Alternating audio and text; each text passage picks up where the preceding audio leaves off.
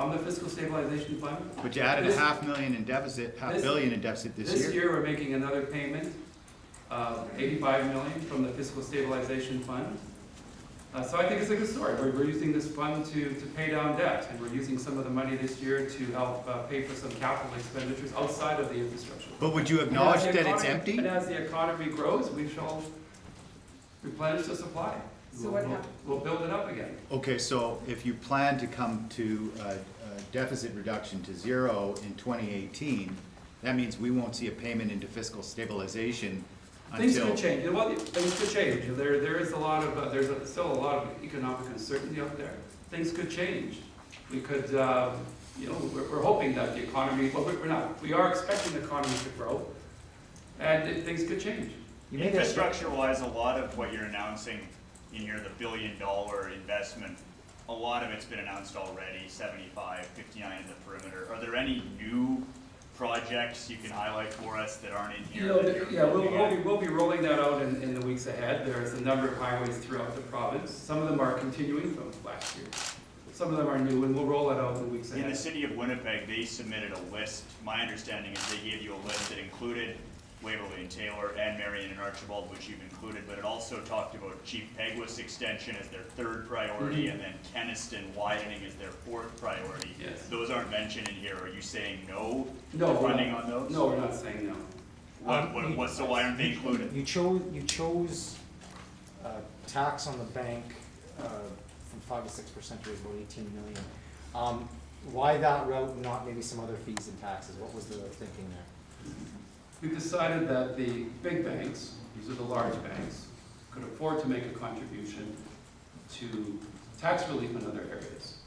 For example, as I said earlier, we were the only jurisdiction in Canada to have no small business tax. And now we've expanded the threshold to take another 2,000 small businesses off the tax rolls. And when I met with the small business community, they told me that if we were to decrease their taxes, that they would use that money to invest back into their businesses and to create jobs. I was just when I got these boots in Selkirk, I went to Mark Works warehouse, lovely look. And the woman who owns the store was telling me that she's gonna add an additional 4,000 square feet to her business. That's a good news story. It's a good. Are you concerned though that could get passed on to the consumer? Because that, when you raise, Well, we think the banks have the capability, the capacity to absorb that.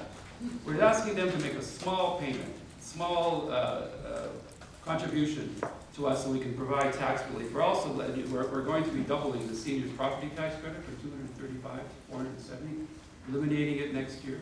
We could use that towards offsetting that. We have 5 minutes left. What happened to the lean council that was mentioned to find government savings? It's still active. What did it find this year, for example, maybe? Well, one of the things we're working on this year to limit, we've made a commitment to, for example, increase the size of our government's footprint. So and we've exceeded that. We've wanted to decrease the size by 100,000. I have to be careful. I have to make sure we get the number, but we've been able to decrease the size of the footprint of government by over 40%. And as well, we've made a commitment to reduce the size of our civil service by 600, and we've met that target. Is there a new target? Why is the estimated deficit core and summary larger this year than last year? Because we made the decision to invest in infrastructure.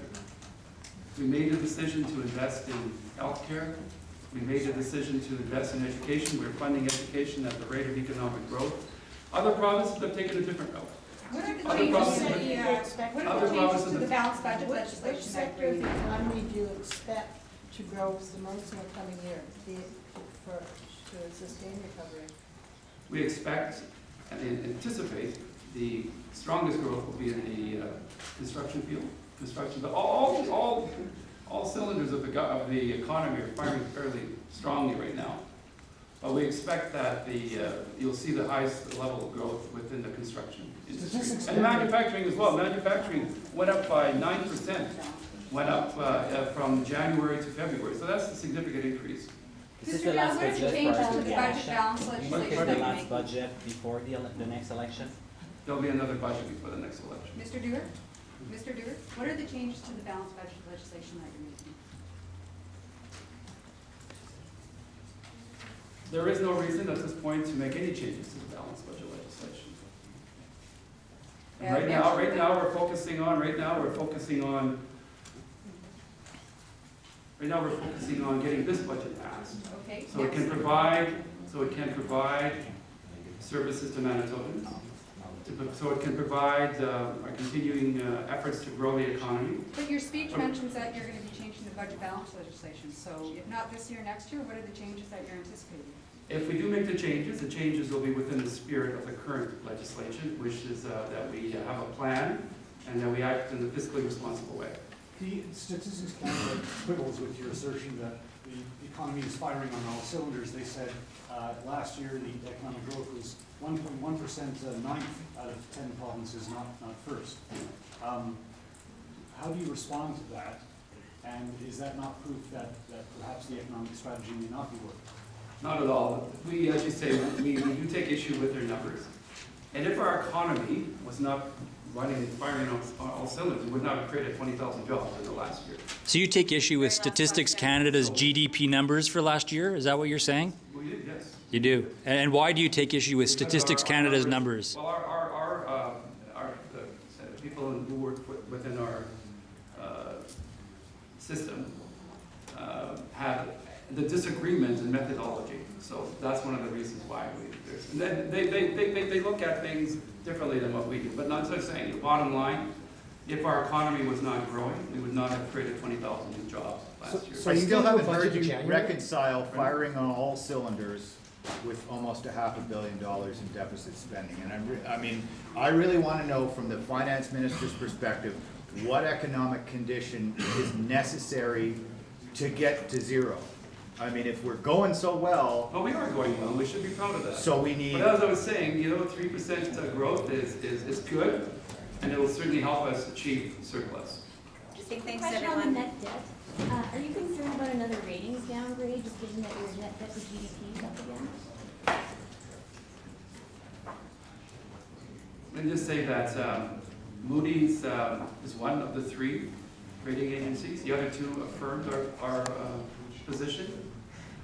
We do take what they say seriously. But they look at the bottom line. I look at what's best for Manitobans. And Thank you you very said much, there's gonna be Jeff. another We've gotta budget, go. January? When will you hold the next budget? Thank you very much.